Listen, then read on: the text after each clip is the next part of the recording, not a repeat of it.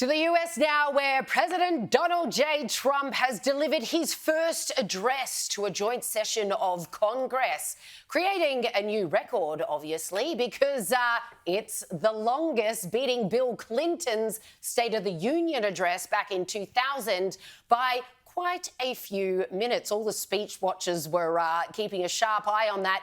Trump clocked in at 1 hour and 40 minutes. He's known for his punch, not for his brevity, but the whole address can be summed up very short and succinctly. It was basically saying, America is back.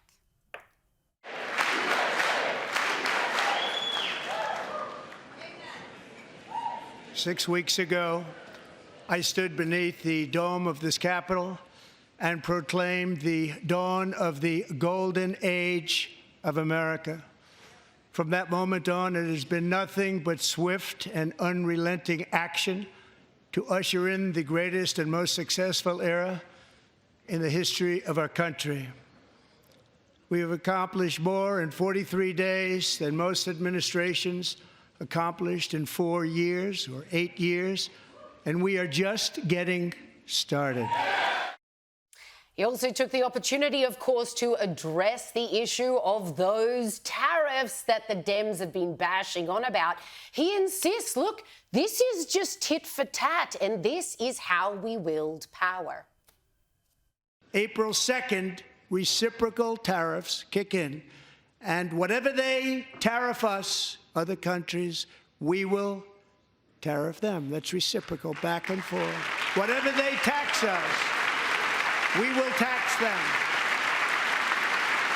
If they do non-monetary tariffs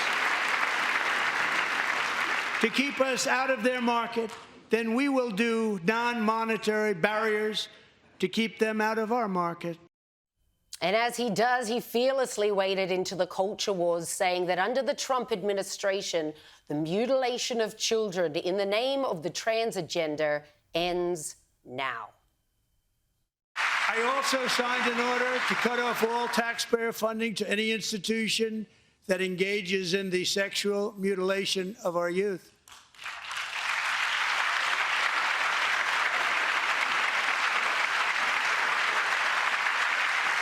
And now I want Congress to pass a bill permanently banning and criminalizing sex changes on children and forever ending the lie that any child is trapped in the wrong body.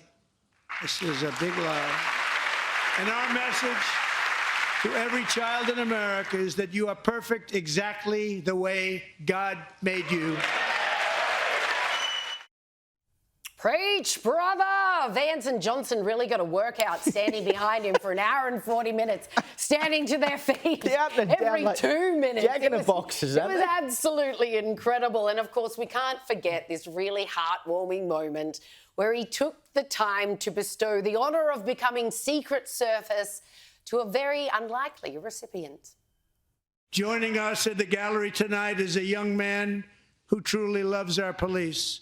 His name is DJ Daniel. He is 13 years old, and he has always dreamed of becoming a police officer.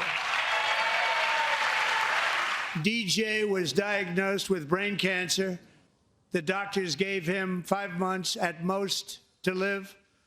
That was more than 6 years ago. We're going to do you the biggest honor of them all.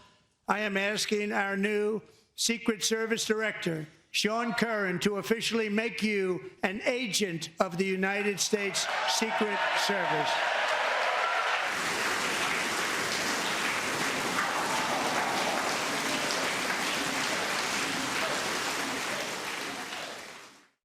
Watching that kid's eyes light up, as the people did all around the world, just going, how's this for a heartwarming moment? It was very well put. It just shows you the power of leadership, doesn't it? I mean, he's only been in the Oval Office, what was it, 43 days, which is hardly any time at all, and yet the whole tone of America seems to have changed. Trump talks about the fact our spirit is back, our pride is back, our confidence is back, our momentum is back. And of course, unless you've got Trump derangement syndrome and you just hate everything he does, the truth is America has changed massively in the last 43 days. Certainly the perception of America has changed. And really the only thing that's changed is leadership. And leadership is always the problem and it's always the answer. And you go from Joe Biden, who was a wet lettuce leaf in the Oval Office, offered nothing, to a man who actually knows what he wants to do, has got a mandate to do it, despite the fact that the Democrats are still protesting he doesn't. In fact, 5 minutes into the speech, Al Green, a Democrat, stood up and started yelling, "You have no mandate to do anything you're doing." He was promptly ejected from the Capitol building. There he is there, pointing at Trump, interrupting the speech. The other great thing about this speech, Caleb, was, could you imagine Biden bumbling on for an hour and 40 minutes? I don't want to. He was inspiring. He was funny. He handled the interjectors really, really well. He didn't ignore them, nor did he carry on too much about them, but just occasionally a little jibe, making fun of, Elizabeth Warren, referring to her as Pocahontas when she dared to chirp up while he was trying to speak. But there were also parts that were incredibly moving, like when he, stood that young cancer sufferer up and bestowed him with a honorary Secret Service membership. I watched the speech in its entirety today, and I've got to say, and the other thing about it is so much policy in it.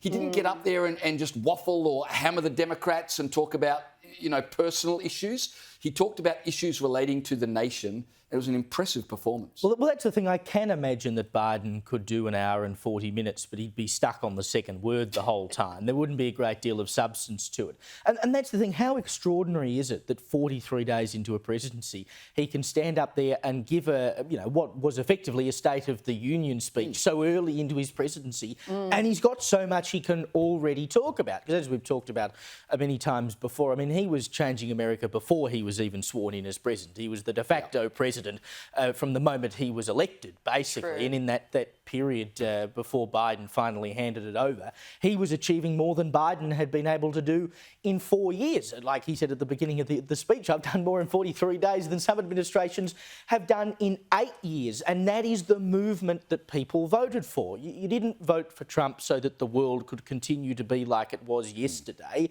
You had that under Biden. People were sick of it. So he's true to his word in that way. I'm going to do something. And he stood there and said, yeah, this is what I'm actually doing. But the light and the shade of that speech, which is what you're talking about before, he's a showman. Donald Trump is a showman. Oh, yeah. And he knows when to hit the policy point and he knows when to hit the emotional point, and he had it all in there. Now, whether or not you like the guy for his politics, you have to respect the fact that he brings people along with him. Even if you don't like the message he's selling, he's a good retail politician. And so often, this is why people get upset with a lot of the elite politicians, they don't feel like they understand them. They can't relate to them. They don't know what they're talking about. And Donald Trump has an excellent way of telling a message to the public that the public can understand. And that's a key part of leadership. If you say you're a leader and no one's following, you're just taking a walk. He's able to take people with him because he's able to communicate effectively